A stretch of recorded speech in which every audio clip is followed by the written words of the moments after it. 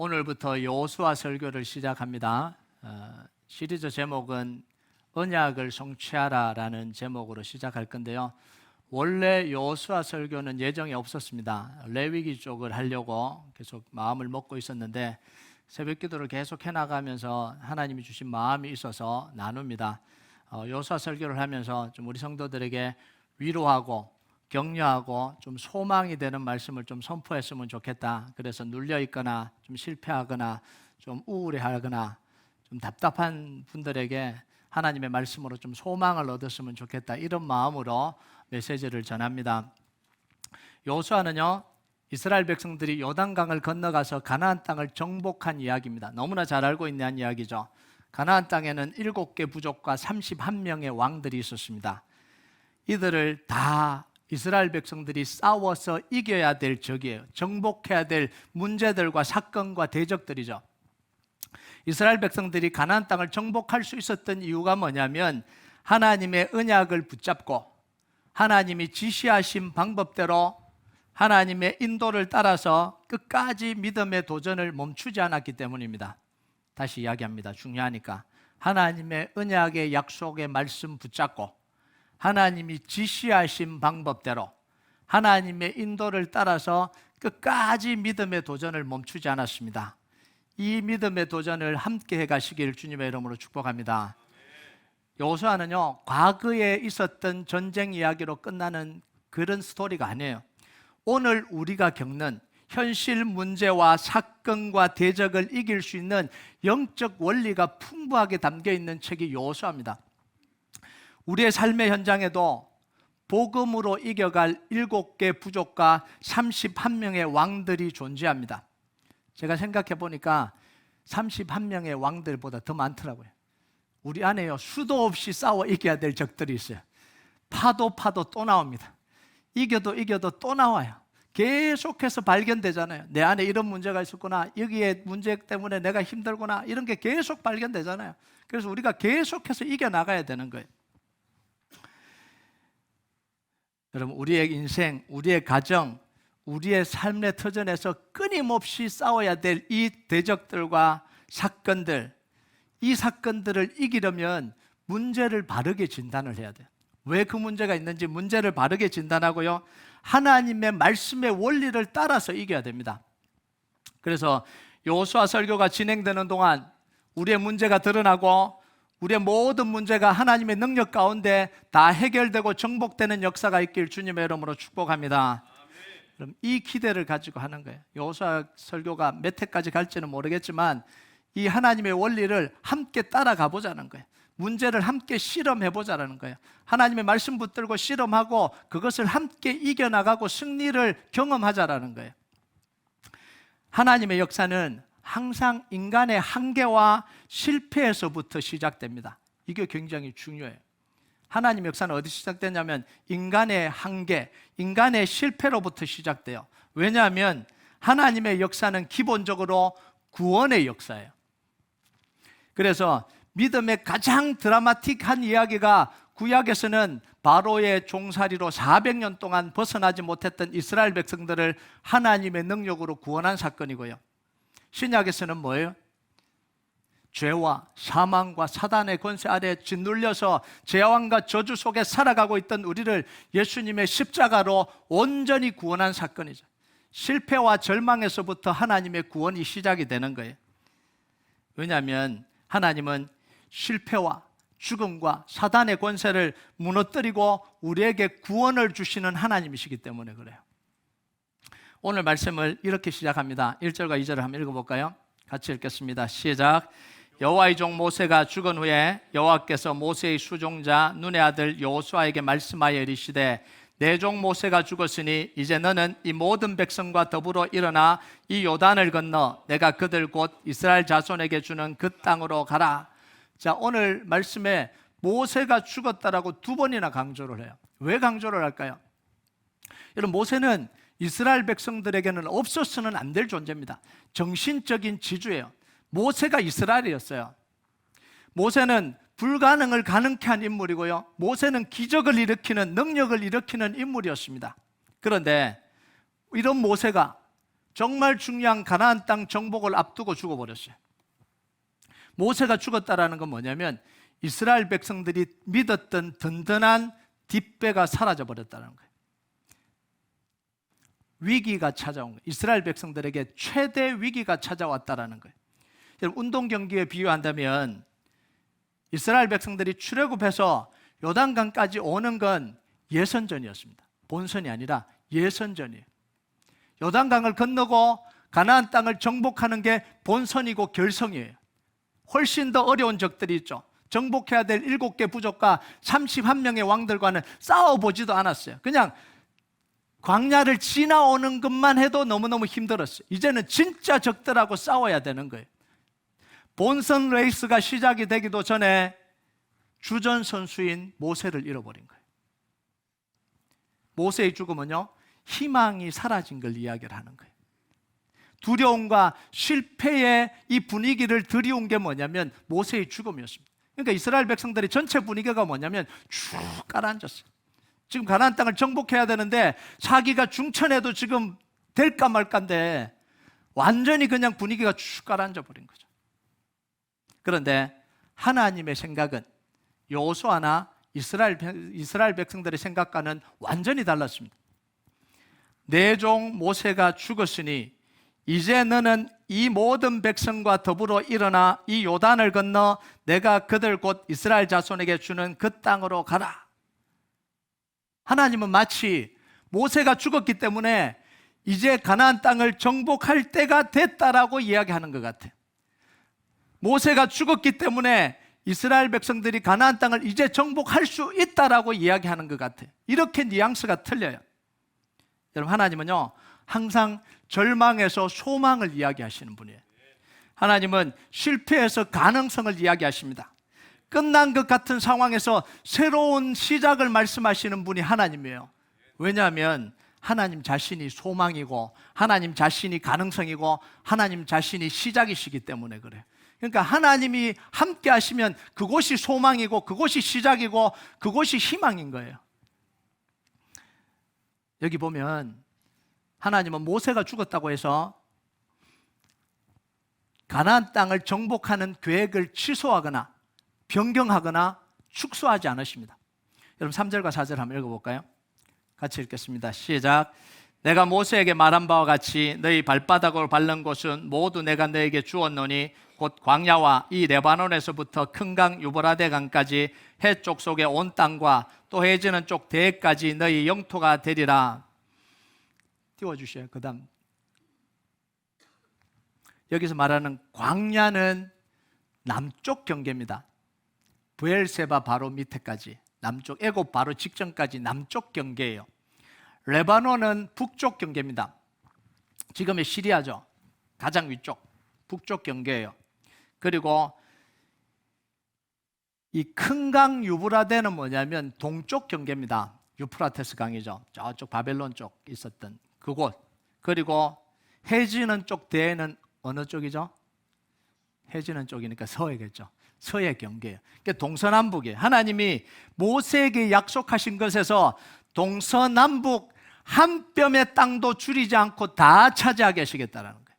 우리는 이렇게 하잖아요. 모세가 죽고 여호수아가 세워졌으면 너는 능력이 좀 떨어지니까 좀 계획을 좀 줄이자, 목표를 좀 줄이자 이래야 될 것 같은데 아니요. 하나님이 모세에게 약속하신 땅에서 단 한 치도 줄이지 않고 동서남북으로 다 차지하게 하겠다는 거예요.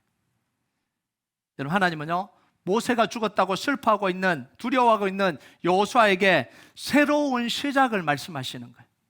모세가 죽었지만 너는 요단강을 건너가서 약속의 땅으로 들어가서 차지하라는 거예요.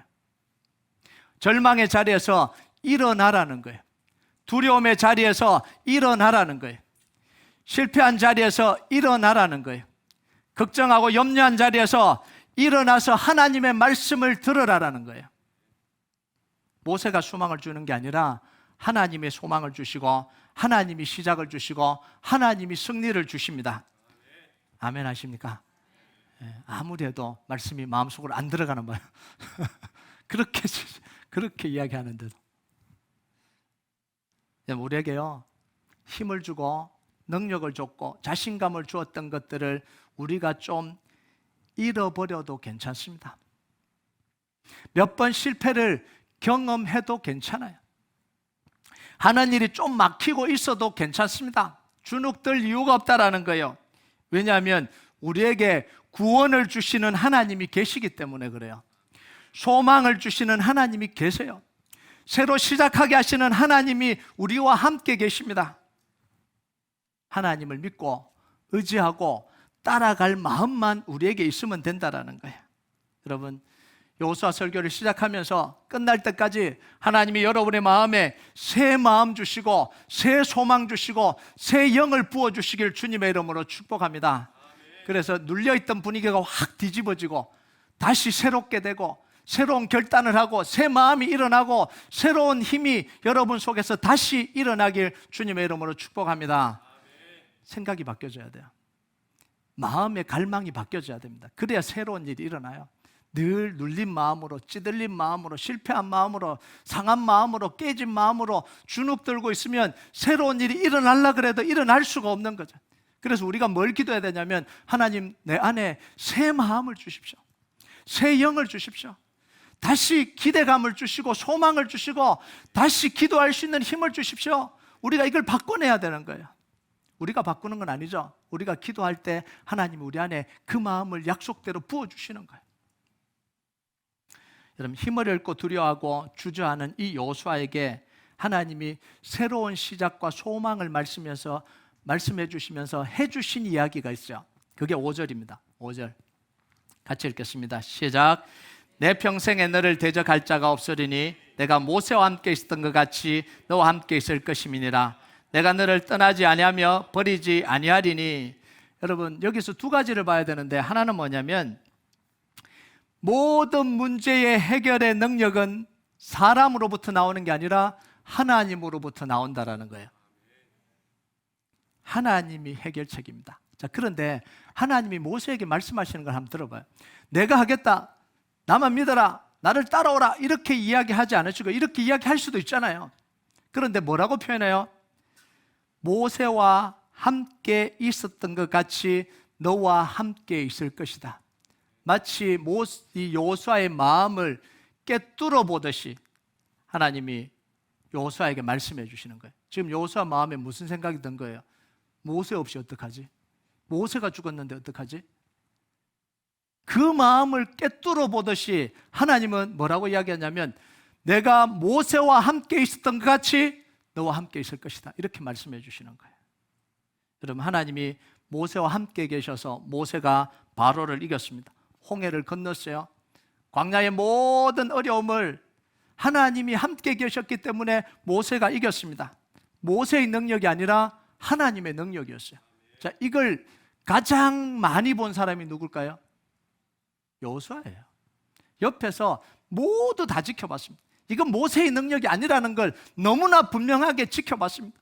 모세가 시내산 올라갈 때 따라 올라가고, 모세가 성막에서 기도할 때 같이 성막에서 있고, 모세가 어려움 당할 때 옆에서 다 지켜보고, 모세가 사람들이 반역을 일으킬 때 힘겨워하는 모습들을 다 보고, 기도하면서 하나님이 모세에게 어떻게 역사하시는지 다 봤던 증인이 누구냐면 여호수아예요. 그런데 그 여호수아에게 뭐라고 이야기해요? 내가 모세와 함께 있었던 것 같이 너와 함께 있을 것이다. Exactly same way로. 저는 이 말씀을 읽는데 감동이 되는 거예요. 하나님이 모세와 함께 똑같이 한치도 다르지 않게 내가 너와 함께 해줄 거라는 거예요. 모세가 일으켰던 기적 너도 일으킬 거고, 모세가 경험한 하나님 너도 경험할 것이고. 이 말은 뭐냐면 더 이상 모세가 필요하지 않다라는 거예요. 모세의 죽음이 더 이상 너에게 발목을 잡지 않을 거라는 거예요. 타격이 되지 않을 거라는 거예요. 모세를 잊으라는 거예요. 모세를. 인간적으로 잊으라는 이야기 아닙니다. 보면은 인간적으로 이렇게 해야 된 것까지 잊어버릴 때가 있죠. 아니, 인간적으로 잊으라는 게 아니라 하나님이 모세에게 기대지 말라는 거예요. 하나님이 함께 하실 테니까. 여러분, 여기서 하나님이 하시는 이야기가 뭐예요? 출애굽과 광야 40년은 모세가 이룬 게 아니라 하나님이 이루신 역사라는 거예요. 이제 나는 여호수아 너와 함께 가나안 땅을 정복하겠다라는 거예요. 여러분, 이 얼마나 감동적인 메시지예요. 두 번째는 뭐냐면 하나님이 함께 하심의 능력을 우리가 봐야 되는 거예요. 우리 늘 하나님이 함께 하시고 하나님이 도와주시고 하나님 함께 해주세요 이러는데 하나님이 함께 하심의 능력이 뭐냐는 거예요. 도대체 하나님은 전능하신 하나님이에요. 하나님의 그 전능하심으로 천지를 창조하셨습니다. 모든 지혜로 세상을 운행하고 지금도 통치하고 계십니다. 하나님의 지혜 안에서 이 세상이 움직여가는 거예요. 혼돈과 공허와 흑암을 정복하고 하나님이 다스리시고 계시는 거예요. 하나님의 지혜가 미치지 않는 영역이 없습니다. 하나님의 빛이 비치지 않는 공간이 하나도 없어요. 자, 이런 전능하신 하나님이 우리와 함께 계실 때 우리에게 흑암과 공허와 혼돈의 문제가 다 해결이 되는 거예요. 사단의 역사가 완전히 끝나버리는 거예요. 사단과 죄가 힘을 잃게 되는 거예요. 여러분, 하나님이 하시는 말씀을 한번 들어보세요. 내 평생에 너를 대적할 자가 없을 것이다. 내 평생에. 하나님이 함께 하시면 이 세상에는 상대할 대적이 없다라는 이야기예요. 그것이 사람이든 그게 문제든 그게 영적인 문제든 영적인 존재든 하나님의 앞에 다 무릎 꿇는다라는 거예요. 하나님이 우리와 함께 하시면. 모세가 바로에게 갔을 때 바로는 모세를 무시했습니다. 하나님이 보내라 그랬다. 그러니까 하나님이 도대체 누구냐 비웃었어요. 모세도 비웃고 하나님도 비웃었어요. 그런데 모세를 통해서 하나님의 능력이 나타나니까, 하나님을 대면하니까 바로가 그 자리에서 무릎 꿇습니다. 열장을 통해서 완전히 무릎 꿇잖아요. 이게 뭐냐면 하나님이 함께 계심이 모세를 통해서 드러나야 되는 거예요.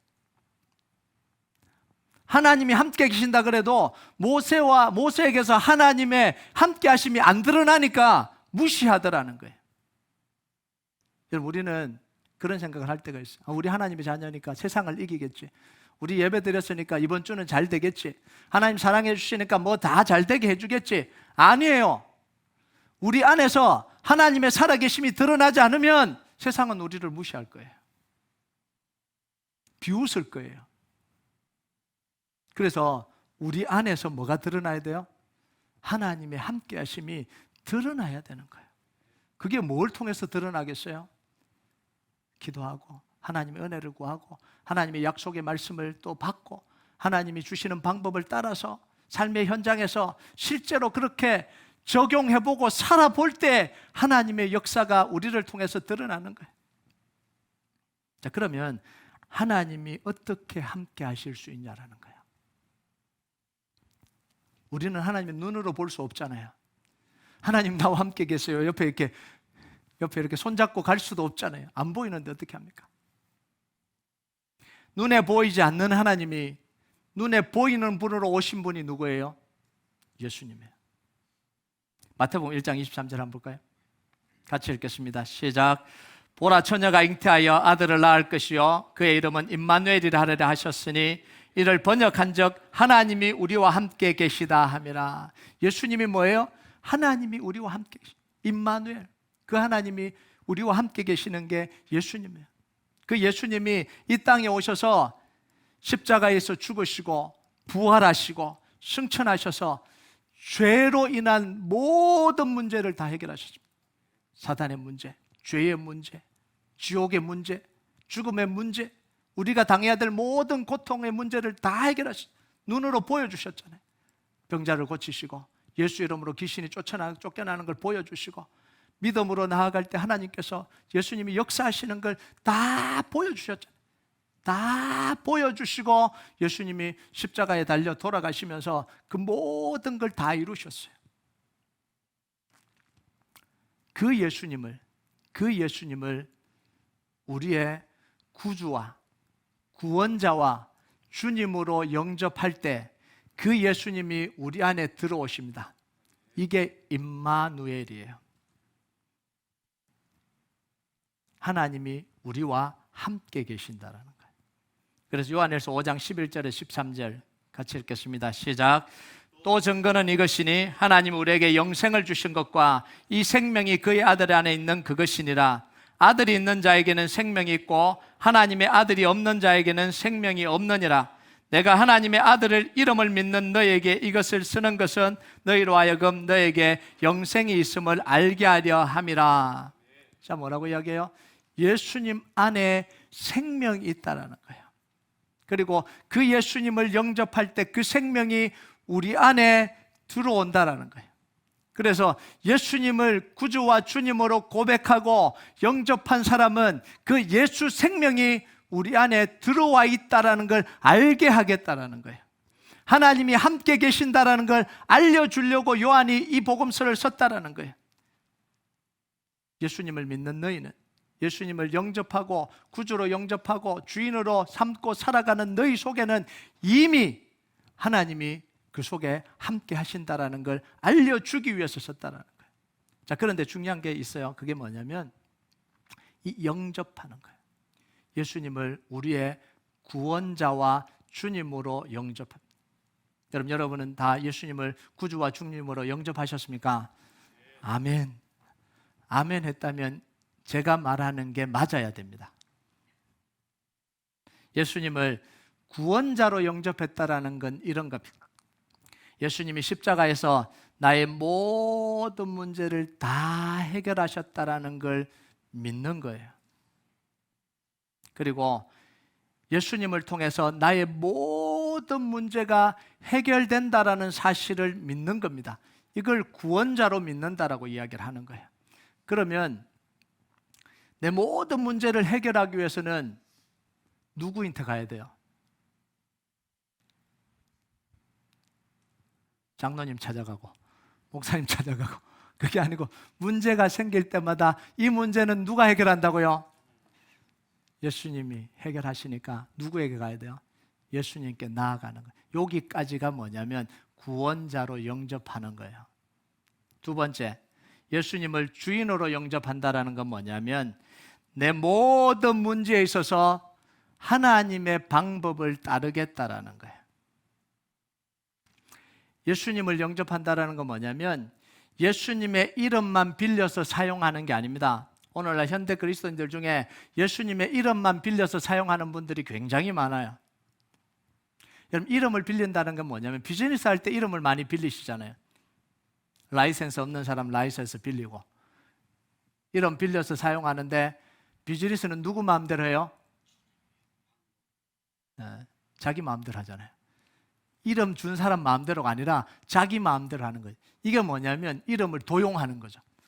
예수님 영접하는 건 이런 게 아니에요. 예수님 영접하는 건 뭐냐면 예수님이 주인으로 실제적인 영향력을 행사한다라는 이야기입니다.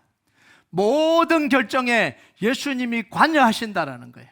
이게 예수님을 주인으로 영접하는 겁니다. 여러분, 예수님이 구원자와 주인으로 영접된 사람, 영접한 사람은 문제를 대할 때 어떻게 대해야 되느냐, 문제가 찾아오면 어떻게 행동해야 되느냐, 이게 뭐냐면 여호수아에서 계속해서 반복되는 게 이겁니다. 앞으로 계속해서 볼 거예요. 그래서 제가 여호수아 설교를 함께 해나가는 거예요.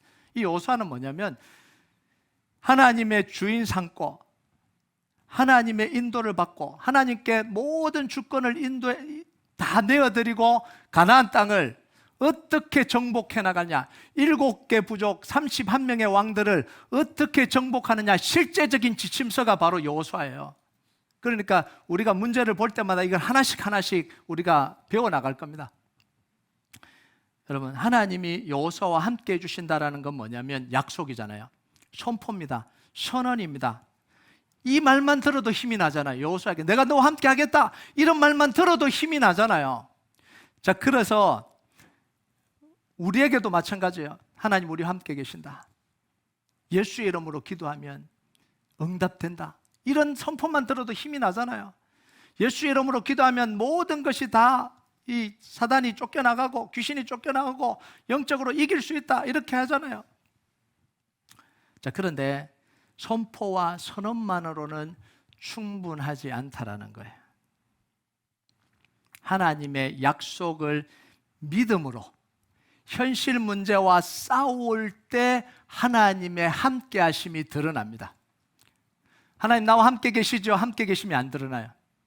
귀신아 나가라, 예수 이름으로 가느니 귀신아 나가라. 하나님이 함께 하심이 잘 안 드러나요. 왜냐하면 그냥 말만 하니까. 그래서 늘 이러잖아요. 예수 이름으로 쫓아냈는데요, 계속 저 괴로운데요. 예수 이름으로 선포했는데 계속 문제가 안 해결되는데요. 선포만 했으니까요. 하나님의 살아계심, 하나님이 함께 하심이 드러나려면 그게 문제와 연결이 돼야 돼요. 문제 속에서 그것을 해결해 나가야 되는 거예요. 6절과 7절을 한번 볼까요? 6절과 7절 같이 읽겠습니다. 시작. 강하고 담대하라. 너는 다시 읽겠습니다. 시작. 강하고 담대하라. 너는 내가 그들의 조상에게 맹세하여 그들에게 주리라 한 땅을 이 백성에게 차지하게 하리라. 오직 강하고 극히 담대하여 나의 종 모세가 내게 명령한 그 율법을 다 지켜행하고 우로나 좌로나 치우치지 말라. 그리하면 어디로 가든지 형통하리니. 자, 여기서 두 번이나 반복되고 강조하면서 반복하는 게 뭐냐면 강하고 담대하라 이렇게 이야기해요. 그리고 극히 강하고 담대하라 이렇게 이야기합니다. 여러분, 강하고 담대한 건 왜 필요하죠? 두려운 일에 대해서 대처하는 방식이 뭐냐면 강하고 담대한 거예요. 두려운 일이 없으면 강하고 담대할 일도 없잖아요. 자, 이 말은 뭐 말이냐면 하나님이 함께 해주시겠다, 너를 대적할 자가 없을 것이다, 내가 너와 함께 가겠다, 가나안 땅을 정복하게 하겠다라고 선언한 뒤에 두려움을 주는 문제, 낙심케 하는 문제, 자신감을 잃게 하는 문제들이 생길 거라는 거예요? 안 생길 거라는 거예요? 생길 거라는 거예요. 그때마다 뭐 하라고요? 두려워하지 말고 마음을 극히 담대히 해서 하나님의 약속의 말씀을 믿고 하나님이 함께 하신다는 걸 믿고 그 문제를 향해서 선포하고 이기고 싸워서 나가라는 이야기예요. 여러분, 여호수아가 아멘, 하나님이 함께 하실 거라고 믿습니다. 그러면 7개 부족 31명의 왕들은 그냥 지나가면 그냥 다 쓰러질까요? 우리는 이걸 기대하거든요. 함께 믿습니다. 주여 함께하여 주시옵소서 하고 월요일 갔는데 문제가 뻥 터지거든요. 그럼 목사님 기도하고 갔는데 왜 문제가 터져요? 왜 문제가 터지겠어요? 기도하고 갔다고 문제가 터진 게 아니라 이기게 해달라고 기도하고 갔잖아요.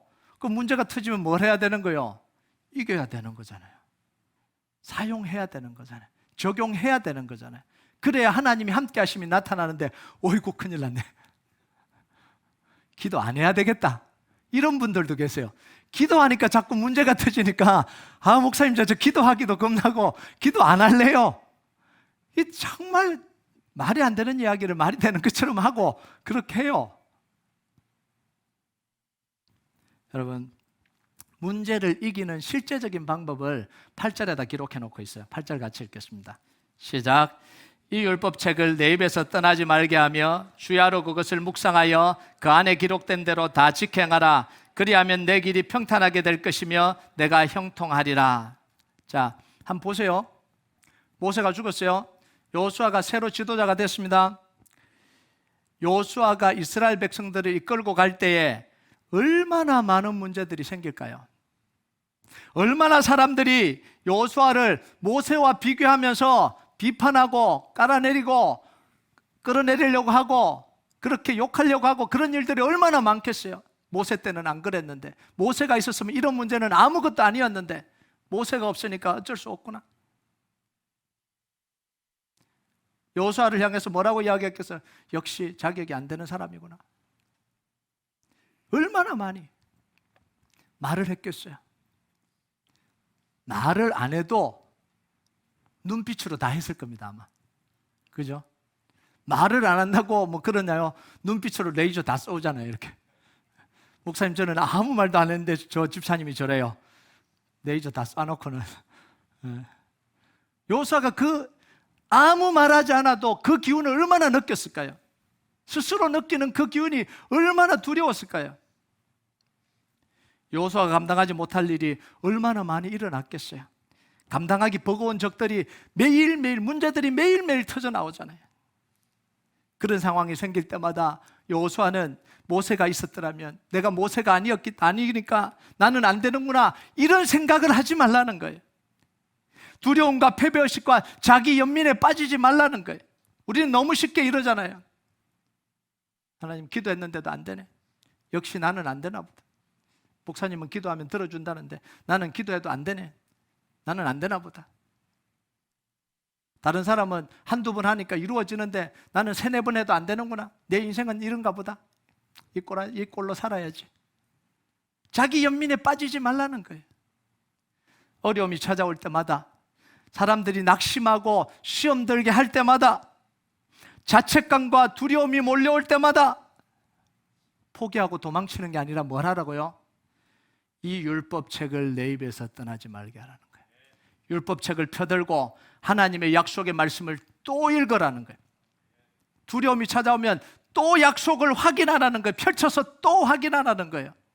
여러분, 내 입에서 떠나지 말게 하고 주야로 그것을 묵상하라는 이 말에요, 무슨 의미가 들어있는지 아세요? 밤낮으로 괴롭히는 일들이 있을 거라는 이야기예요.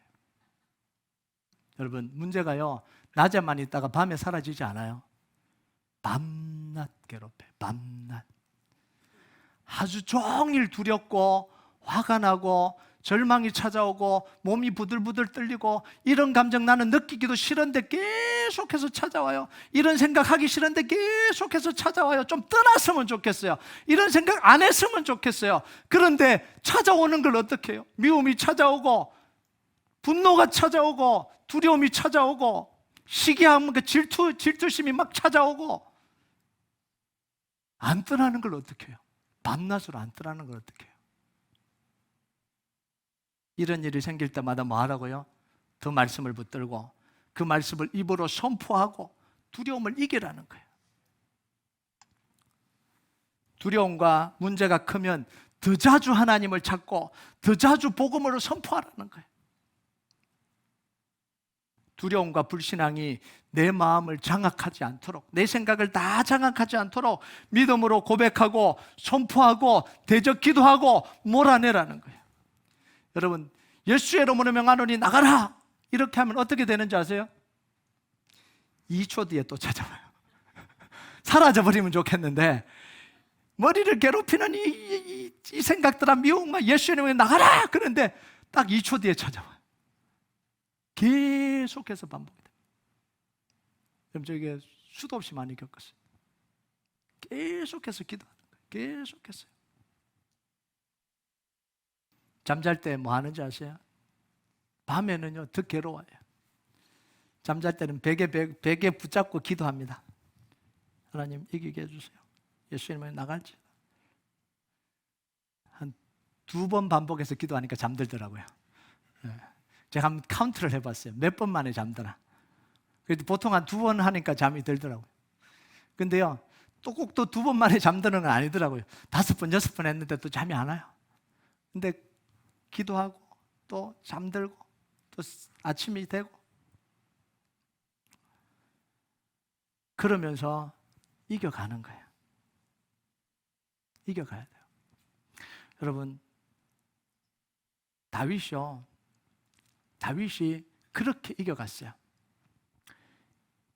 문제가 찾아오면 우리는 하나님께 물어야 돼요. 그냥 고통스럽다, 이거 벗어났으면 좋겠다, 회피해야 되겠다, 이 생각보다 뭐냐면, 하나님 왜 갑자기 이런 생각이 내 속에서 찾아왔냐고 물어야 돼요.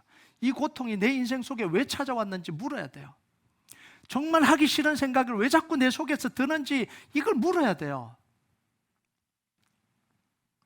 근데 우리는요, 너무나 많이 거짓된 감정에 속아요.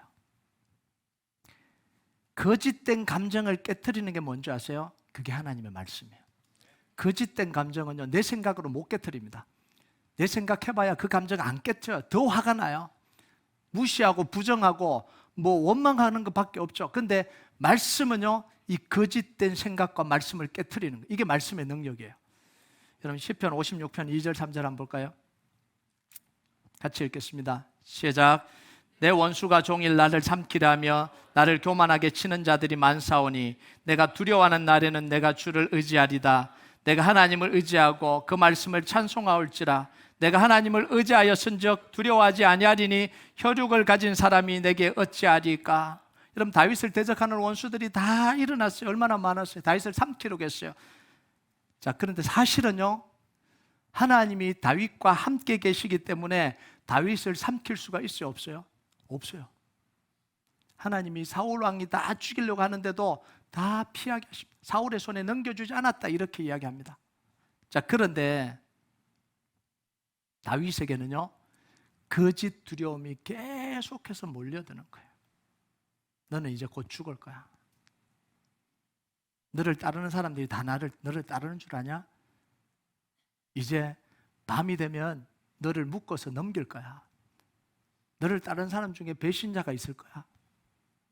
이런 두려움, 너 언제까지 도망칠 수 있을 것 같아? 2,000명의 특별 특공 부대를 조직해서 샅샅이 다 뒤지는데 네가 언제까지 버틸 수 있을 것 같냐? 이스라엘 땅이 크기라도 하냐? 다 사울 편인데 고작 400명 데리고 600명 데리고 뭘 하겠다고? 이런 두려움이 계속해서 찾아오는 거예요. 거짓 두려움이 계속해서 찾아오는 거예요. 자, 그런데 다윗이 뭐라고 이야기를 해요? 3절에 보면 내가 두려워하는 날에는 내가 주를 의지하리라. 두려움이 찾아올 때마다 뭐예요? 하나님의 약속의 말씀 붙들고 하나님 도와달라고 간구하고 하나님의 은혜를 붙들고. 자, 그 다음 4절에 뭐라고 해요? 내가 하나님을 의지하고 그 말씀을 찬송하올지라. 입으로 계속해서 엎드리고 하나님의 약속을 계속 엎드리고 이 두려움을 이겼습니다. 자, 그러니까 하나님이 거짓 두려움을 깨트릴 수 있도록 하나님이 확신을 주셨어요. 그게 뭐예요? 내가 하나님을 의지하였은즉 두려워하지 아니하리니 혈육을 가진 사람이 내게 어찌하리까. 확신이 찾아와 버린 거예요. 하나님이 말씀으로 거짓 두려움을 깨트릴 수 있는 무기를 주신 거예요. 하나님이 나와 함께 계시는데 사람들이 그렇게 일어난들 그들이 나를 어찌하겠냐라는 거예요. 그 확신으로 다윗이 살아가는 거예요. 여러분, 우리가요 살아가다 보면 거짓 감정이요 우리를 얼마나 힘들게 하는지 몰라요. 정말 힘들어요. 그런데 그 거짓 감정을 놓고 계속해서 기도하면요, 진짜요, 한번 해보세요. 2초에 한 번씩 해야 돼요. 2초에 한 번씩 해야 돼요. 그럼요, 하루 종일 제가 기도하고 있어요. 하루 종일 기도하고 있어요. 근데 그 단계가 조금 지나면 뭐냐면 하나님이 그 문제에 대해서 다르게 바라볼 수 있는 눈을 열어주세요. 그게 은혜예요. 그때부터는 좀 마음이 평안해져요. 그러면서 무슨 생각이 드냐면, 아, 하나님이 이 문제를 나한테 왜 줬지? 라고 하는 데까지 생각이 미칠 수가 있는 거예요. 근데 그걸 안 하면 그 생각 속에 계속 빠져서 죽을 때까지 고민하는 거예요. 근데요, 제가 생각을 해보니까 그런 거예요. 아, 하나님 나를 기도시키려고 그러는구나. 내 평생에 2초에 한 번씩 기도해 본 적이 어디 있어요? 새벽에 와서 기도하고 저녁에 기도하고 그랬죠. 아, 하나님이 급하신가 보다. 이 문제가 급하신가 보다. 그래서 2초에 한 번씩 저를 기도시키는구나. 너무 감사한 거예요. 그러면서요, 운전대 잡으면 하나님 마음을 아니까 기도하고, 좀 이제 감정이 막 동요 안 돼도 기도를 해요. 하나님 나를 기도시키는구나. 계속 기도하고 있는 문제들이 있어요. 운동할 때 한 걸음 뛸 때마다 주여 이 문제, 주여 저 문제. 그러면 한 걸음 옮길 때마다 기도해요. 그럼 계속 기도가 심겨지는 거예요. 하나님. 그리고 그 다음 단계가 뭐냐면요, 하나님의 일하심을 보게 돼요. 여기까지 가야 돼요. 여기까지. 단번에 해결 안 돼요. 목사님 한 번 기도했는데요, 2초에 한 번씩 기도해야 된다니까요. 2초에 한 번씩. 그 과정을 거쳐야 돼요. 얼마나 힘들어요 이게. 여러분, 하나님이 왜 여호수아에게 율법책을 입에서 떠나지 말게 하고 주야로 그것을 묵상하라고 한 게 뭔지, 왜 그런지 아세요? 하나님이 말씀으로 답을 주시기 위해서 그래요. 이 과정을 계속해 나가면 답을 주세요. 그 가운데 기록된 대로 다직 행하라. 그리하면 내 길이 평탄하게 될 것이며 내가 형통하리라. 말씀의 길이 있다라는 거예요.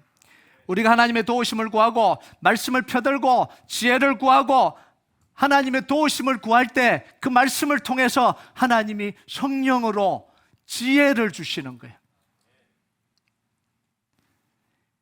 길을 여시고요, 행해야 될 게 뭔지를 알려주십니다. 그래서 하나님이 말씀하시는 걸 따라가면 그 길이 울퉁불퉁했던 길이 평탄해지고 형통하게 되는 역사가 일어나는 거예요. 이런 8절을요 자꾸 왜 실수를 하냐면 의무로 읽으니까 그런 거예요. 약속이에요. 이 말씀을 왜 힘이 안 되냐면 매일 3장씩 읽어야 되고, 읽었냐 안 읽었냐, 내가 똑바로 걸어가냐 안 똑바로 걸어가냐, 이렇게 의무로 적용을 하니까 말씀이 힘이 하나도 안 되는 거예요. 그런데요, 수없이 어려움이 찾아오고 힘겨움이 찾아올 거니까 그때마다 말씀을 붙들어라. 이건 의무가 아니잖아요. 약속으로 읽어야 되는 거예요. 하나님의 약속의 말씀을 붙들고 내 생각대로가 아니라 내 감정대로가 아니라 거짓 감정을 이기고 한 발 내딛고 또 내딛고 하다 보니까 좌로나 우로나 치우치지 않는 거예요. 내 생각대로 실수하지 않는 거예요. 하나님이 지켜주시는 거예요. 우리의 발걸음을 지켜주시는 거예요. 이걸 경험하라는 거예요. 이게 하나님의 말씀입니다. 그래서 말씀은 절대로 의무로 읽으면 안 돼요.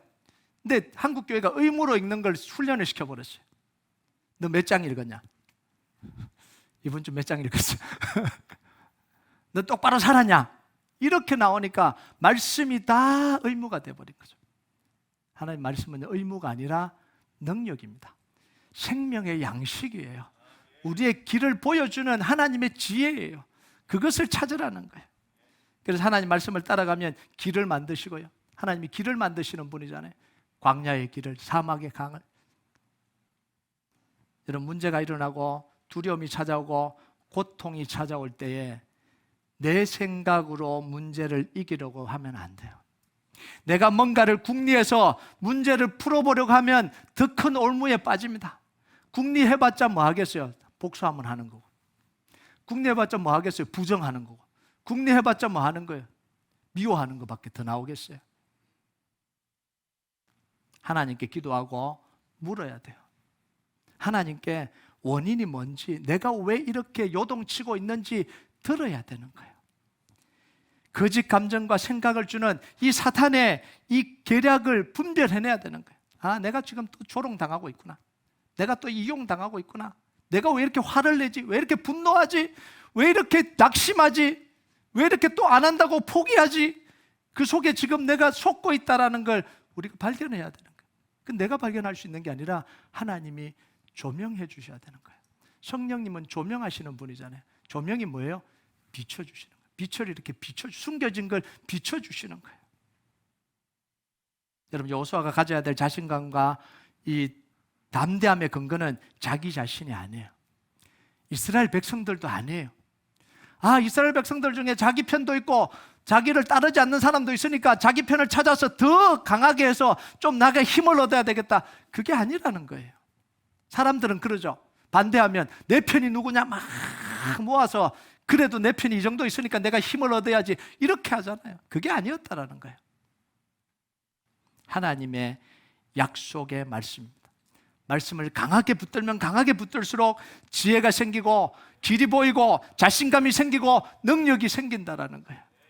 그래서 하나님이 이 약속의 말씀을 주신 거예요. 9절을, 마지막으로 9절 한번 볼까요? 같이 읽겠습니다. 시작. 내가 내게 명령한 것이 아니냐? 강하고 담대하라. 두려워하지 말며 놀라지 말라. 내가 어디로 가든지 내 하나님 여호와 너와 함께 하시느니라 하니라. 자, 이렇게 하고 난 뒤에 마지막 9절에 뭐예요? 이렇게만 끝까지 가라는 거예요. 7개 왕들 31명의 부족을 다 점령할 때까지 문제가 찾아올 때마다 이렇게만 끝까지 가라는 거예요. 그러면 승리한다라는 거예요. 여러분, 아무리 기도해도요 당장 응답이 안 와요. 그 과정을 다 거쳐가는 거예요. 그러니까 뭐라고 이야기해요? 강하고 담대해서 다 끝날 때까지 이 방법으로 계속해서 하라는, 계속해서. 여러분, 예수님이 십자가에서 우리의 모든 문제를 해결하셨습니다. 우리가 그 예수님의 하신 일을 믿고 예수님의 이름으로 기도하고 말씀을 따라서 문제와 싸우면 하나님은 우리와 함께 계시고 반드시 이기게 하십니다. 그래서 여호수아가 가나안 땅을 정복한 건 단 하나밖에 없어요. 멈추지 않았기 때문에 그래요. 한 번 믿음으로 고백하는 건 누구나 할 수 있습니다. 한 번 정말 믿음의 혼신의 힘을 다해서 다 싸우는 건 누구나 할 수 있어요. 그런데 승리하는 사람과 실패하는 사람의 차이는 단 하나밖에 없어요. 끝까지 하느냐, 중간에 포기하느냐. 여호수아는 끝까지 가서 그 승리를 맛보고 경험하고 하나님의 역사를 체험했습니다. 여러분 안에 있는 문제들, 여러분을 다운시키고 누르고 있고 실패하게 하고 좌절감을 주게 하고 더 이상 기대하지 못하게 하고 더 이상 일어나지 못하게 하고 그냥 끌려다니는 그 문제들이 예수의 이름으로 이길 때까지 기도하고 하나님을 붙들어서 승리하는 하나님을 경험하는 여러분 되시길 주님의 이름으로 축복합니다. 우리가 이 찬양 하나님 앞에 올려드리겠습니다. 힘들고 지쳐 낭망하고 넘어져 일어날 힘 전혀 없을 때에 조용히 다가와 손잡아 주시며 나에게 말씀하시네. 나에게 실망하며 내 자신 연약해 고통 속에 눈물 흘릴 때에 못자국 난 그 손길 눈물 닦아주시며 나에게 말씀하시네. 너는 내 아들이라. 우리가 이 고백 하나님 앞에 같이 올려드리도록 하겠습니다.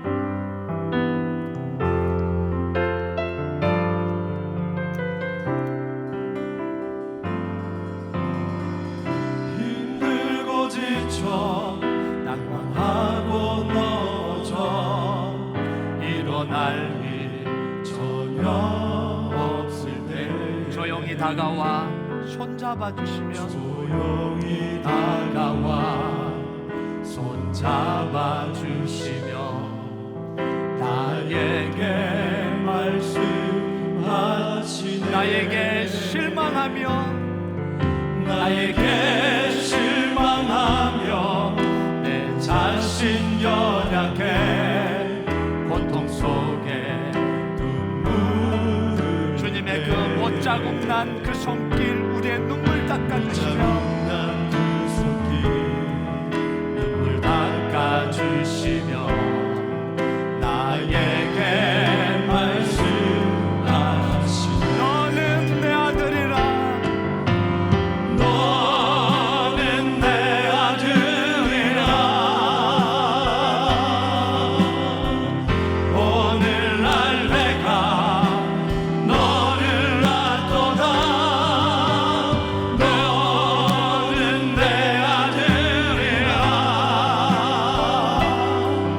나의 사랑하는 내 아들이라. 우리 한번 다시 고백합니다. 힘들고 지쳐 낭망하고 넘어져 힘들고 지쳐 낭망하고 넘어져 일어날 일 전혀 그때 우리 주님 조용히 다가와 손잡아 주시며 조용히 다가와 손잡아 주시며 나에게 말씀하시네. 나도 나에게 실망하고 연약해져